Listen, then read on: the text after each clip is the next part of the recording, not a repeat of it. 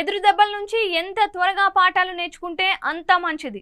ఈ విషయంలో వైసీపీ అధినేత జగన్మోహన్ రెడ్డి త్వరగా తెలుసుకోవాల్సిన విషయాలు చాలానే ఉన్నాయి. తన నోటి నుంచి వచ్చే మాటలో తేడా తన తీరును వేలెత్తి చూపేలా ఉండకుండా జాగ్రత్తలు తీసుకోవాల్సిన అవసరం ఉంది.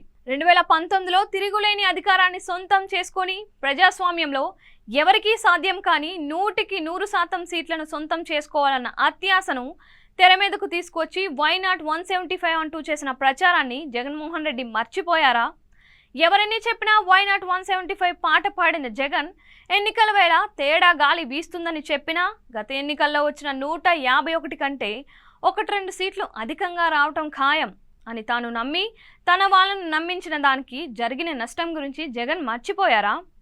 వాస్తవిక అంశాలని చూసే సహజ ప్రక్రియను ఆయన ఎందుకు మిస్ అవుతున్నారు అన్నది మరో సందేహం. దారుణ ఓటమి వేళ నిరాశ నిస్పృహలకు లోనయ్యే టీంను తట్టి లేపటం, వారిని కార్యోన్ముఖుల్ని చేయటం తప్పేం కాదు. అందుకు అవసరమైన స్థైర్యాన్ని బాలిలో నింపటం జట్టు నాయకుడిగా ఆయన వ్యవహరించాల్సిందే.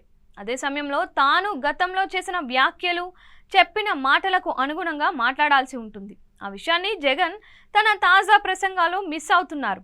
ఓటమి వేళ ప్రజల ముందుకు వచ్చిన సందర్భంలో ఓట్లేని అవ్వాతాతలు, అక్కా చెల్లెల ప్రేమ మీద ప్రశ్నలు సంధించిన జగన్ తాజాగా తన రాజకీయ ప్రత్యర్థి మీద ఆసక్తికర వ్యాఖ్యలు చేశారు. ఎన్నికల ఫలితాలు వెల్లడై సరిగ్గా నెల కూడా కాలేదు.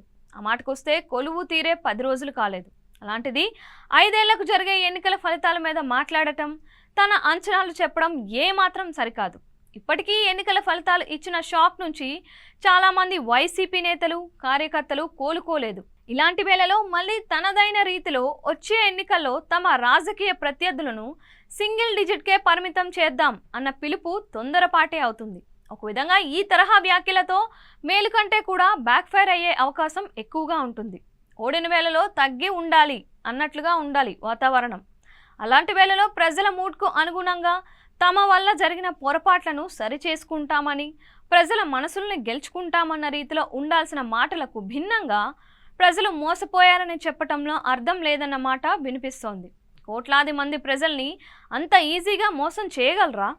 ఒకవేళ జగన్ మాటల ప్రకారం ప్రజల్ని మోసం చేశారనే అనుకుందాం, మరి అప్పుడు అధికారంలో ఉన్నదెవరు? ఎదుటోడు మోసం చేస్తున్నప్పుడు వారు చేస్తున్నది మోసం నమ్మొద్దని చెప్పడంలో సక్సెస్ కావాలి కదా. అలా కూడా కాలేదంటే నమ్మొద్దని తాను చెప్పే మాటల్ని ప్రజలు నమ్మకపోవటం తన ఫెయిల్యూర్ కిందనే అవుతుంది అన్న విషయాన్ని జగన్ ఎందుకు మిస్ అవుతున్నారు? ఇప్పుడున్న పరిస్థితిలో నిందలు వేయటం, అవసరానికి మించిన ఆత్మవిశ్వాసాన్ని ప్రదర్శించే కన్నా కష్టాల్లో ఉన్న కార్యకర్తలకు ఊరట కలిగేలా కార్యాచరణ మీద జగన్ ఫోకస్ చేస్తే బాగుంటుంది అన్న అభిప్రాయం వ్యక్తమవుతోంది. అందుకే సింగిల్ డిజిట్ మాటల్ని పక్కన పెడితే మంచిది, లేదంటే వై నాట్ 175 వద్దా అన్న వ్యాఖ్యలు తెర మీదకు వస్తాయి.